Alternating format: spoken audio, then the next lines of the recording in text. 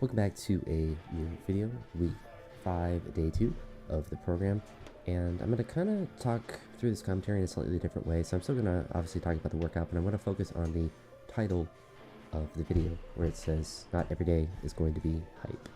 And if you saw my first day of the week, a lot of heavy lifts, a lot of productive lifts, really, like a fun day of training when you are able to go heavy on various lifts. And in the case of the hang clean and jerk, a PR in that movement, it's very fun to be able to go heavy and to have productive workouts.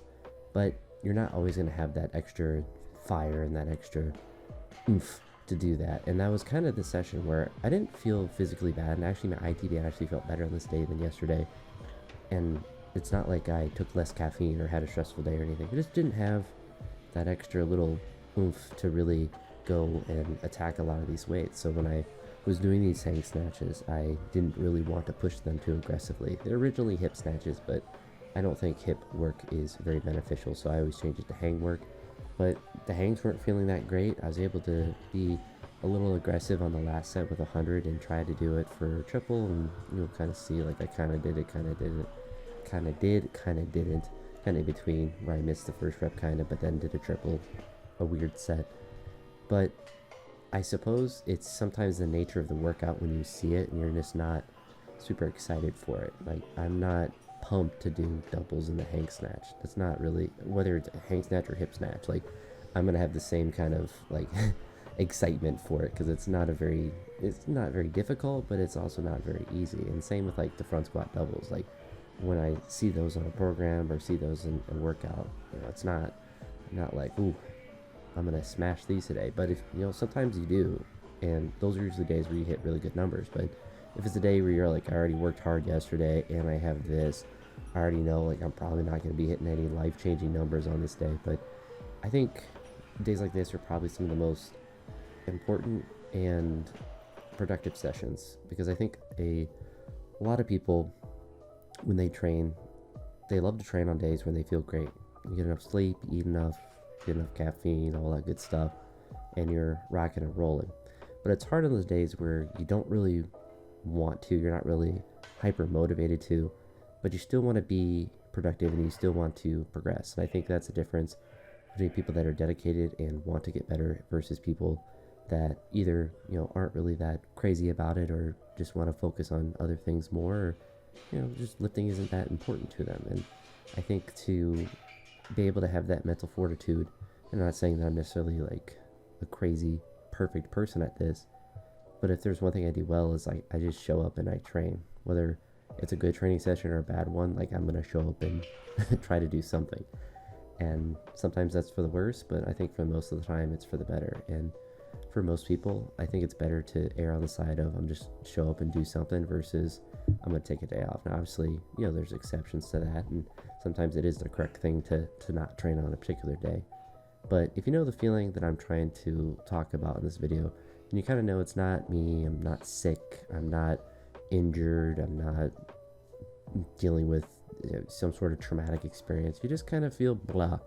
And days like that, they're not necessarily very fun days to train, but you can still get productive work done. So on this day I would say pretty productive with the training I was able to do, and I was happy with the result of it. And after the exercises that you'll see with the hang snatches, the front squat doubles, the clean pulls, and some strict press, I did a lot of accessory work too. And that's something that I find on days where I don't have a ton of motivation. I usually have more motivation to do a lot of accessory work for whatever reason, a lot of lighter arms and shoulders and whatever.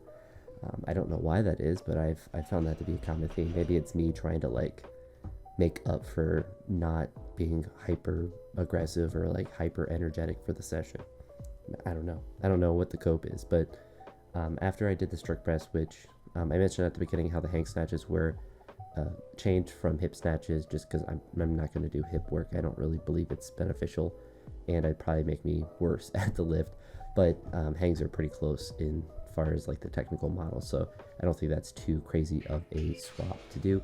But I also changed the push press that was originally programmed to strict press, just because of that same kind of mood that I've been kind of trying to talk about. Like I just didn't really have that like, oh, I want to do push press. I was dreading it. I was like, I want to do strict press just a little bit more, and I'm going to get a little bit more out of it, and it's a good movement to do anyway, so it's not like I'm making a crazy swap, and it is one of the recommended in the AI, one of the recommended things if you are going to swap, which is nice to do, or nice to have.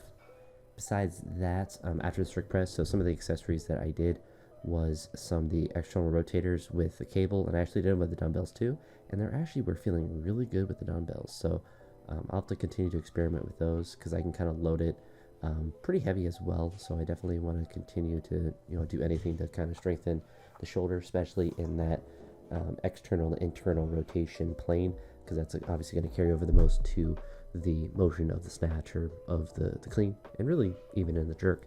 But besides that, I actually did a bunch of bicep curls, which is bizarre. I did a bunch of tricep pushdowns, cable tricep pushdowns, so I really just did a lot of arm stuff, and I have a really heavy session tomorrow, so I don't know why I thought it was a good idea to do all that, but I think it's simply what I talked about before, is you're just trying to make up for not being hyper aggressive in a session. And not that you necessarily need to be in every session, but I don't know, sometimes I do my best accessory work on days where I just feel kind of blah for whatever reason. But anywho, I don't know, I kind of took a different approach to this commentary, so let me know what you think of this.